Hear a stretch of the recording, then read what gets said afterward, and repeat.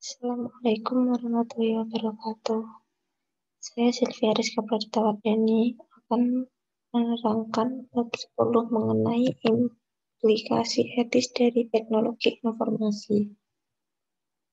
Moral, etika, dan hukum. Moral adalah tradisi kepercayaan mengenai perilaku yang benar dan yang salah. Moral adalah institusi sosial dengan sejarah dan seperangkat aturan. Moral adalah tradisi kepercayaan mengenai perilaku yang benar dan salah. Moral adalah institusi sosial dengan sejarah dan seperangkat aturan. Etika adalah sekumpulan kepercayaan, standar, atau teladan yang mengarahkan yang merasuk ke dalam seorang atau masyarakat. Semua individu bertanggung jawab terhadap komunitas mereka atas perilaku mereka. Komunitas dapat berarti rukun, kota, negara, atau profesi.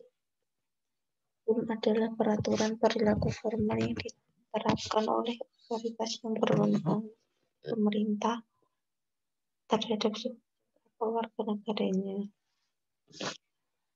Meletakkan moral, etika, dan hukum pada tempatnya. Penggunaan komputer di dunia bisnis diarahkan oleh nilai moral dan etis manajer, spesialis informasi, dan penggunaan serta hukum yang berlaku. Hukum adalah yang termudah untuk diinterpretasikan karena bersifat tertulis, tetapi etika tidak definisi demikian tepat dan mungkin bahkan tidak disetujui oleh semua anggota masyarakat. Wilayah etika komputer yang kompleks inilah yang saat ini sangat banyak diperhatikan. Bagaimana budaya etika diterapkan? Keterkaitan antara CEO dengan perusahaannya merupakan dasar untuk budaya etika. Jika perusahaan dituntut untuk berperilaku etis, maka manajemen tingkat tinggi harus bersikap etis dalam segala sesuatu yang dilakukan dan dikatakannya. Manajemen tingkat atas harus memimpin melalui contoh perilaku. Ini disebut dengan budaya etika. Tugas dari manajemen tingkat atas adalah untuk meyakinkan bahwa konsep etikanya merasuk ke seluruh organisasi dan turun ke jajaran bawah sehingga menyentuh sikap karyawan. Para eksekutif dapat mencapai implementasi ini melalui 3 tingkat, dalam bentuk kredo perusahaan, bentuk etika, dan kode perusahaan yang telah disesuaikan. Kode perusahaan adalah pernyataan singkat mengenai nilai-nilai yang ingin dijunjung perusahaan. Tujuan kredo tersebut adalah untuk memberitahu individu dan organisasi baik di dalam dan di luar perusahaan akan nilai-nilai etis yang dianut perusahaan tersebut. Program etika adalah upaya yang terjadi atas berbagai aktivitas yang didesain untuk memberikan petunjuk kepada para karyawan untuk menjalankan kredo perusahaan. Aktivitas yang bisa dilakukan adalah sesi orientasi yang diadakan untuk para karyawan baru. Kode perusahaan yang disesuaikan. Banyak perusahaan merancang sendiri kode etika perusahaan mereka. Terkadang kode-kode etik ini merupakan adaptasi dari kode untuk industri atau profesi tertentu.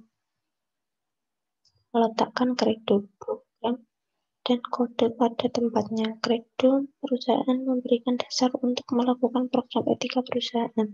Kode etik tersebut menggambarkan perilaku-perilaku tertentu yang diharapkan dilaksanakan oleh karyawan perusahaan dalam berinteraksi antara satu dengan lain dan dengan elemen-elemen lingkungan perusahaan. Alasan dibalik etika komputer. James Hammer mendefinisikan etika komputer sebagai analisis sifat dan dampak sosial teknologi komputer serta perumusan dan justifikasi dari kebijakan-kebijakan yang terkait untuk penggunaan teknologi tersebut secara etis. Dengan demikian, etika komputer terdiri atas 2 aktivitas utama. Orang di perusahaan yang merupakan pilihan yang logis untuk menerapkan program etika ini adalah CEO. Seorang CEO harus menyadari dampak penggunaan komputer terhadap masyarakat dan harus merumuskan kebijakan yang menjaga agar teknologi tersebut digunakan di seluruh perusahaan secara etis. Alasan pentingnya etika komputer. yaitu kelenturan secara logis. Sebagai kemampuan untuk berprogram komputer untuk melakukan hampir apa saja yang ingin kita lakukan. Kedua, faktor transformasi. Contohnya adalah email. Cara menggantikan surat atau sambungan telepon. Dan yang ketiga adalah faktor ketidaknampaan. Alasan ini karena minat masyarakat atas etika komputer. Karena masyarakat memandang komputer sebagai kotak hitam, seluruh operasi internal komputer tersebut tersembunyi dari penglihatan. Ketidaknampaan operasional internasional ini memberikan kesempatan terjadinya nilai-nilai pemrograman yang tidak tampak, dengan rumit yang tidak tampak, dan penyalahgunaan yang tidak tampak. Dan komputer. Hak privasi, hak untuk mendapatkan keakuratan, hak kepemilikan, hak mendapatkan akses. Audit informasi, menyusun etika penggunaan komputer. Satu kelompok dalam memegang peranan yang amat penting. Mereka adalah para auditor internal.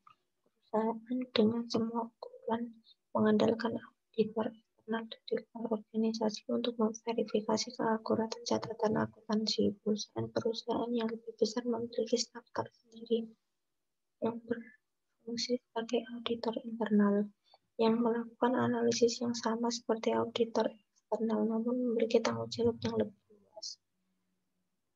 Jenis aktivitas audit: audit finansial, audit operasional, audit berkelanjutan, dan desain sistem pengendali internet. Keterangannya bisa dilihat pada layar.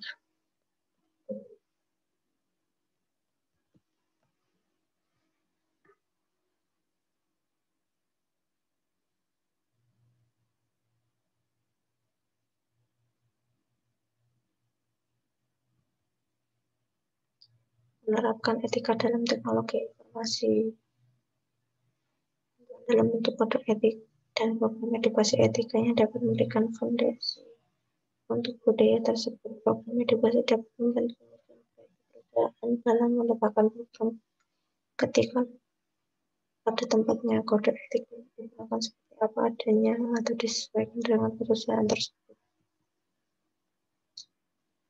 Kode etik yang berlaku perusahaan ACM pada tahun 92 dan berisi perusahaan yang merupakan pernyataan tanggung jawab pribadi. Kode ini dibagi menjadi 4 bagian. Keharusan moral umum, tanggung jawab profesional yang lebih spesifik, keharusan kepemimpinan organisasi, kebutuhan terhadap kode. Sekian dan terima kasih presentasi dari saya. Wassalamualaikum warahmatullahi wabarakatuh.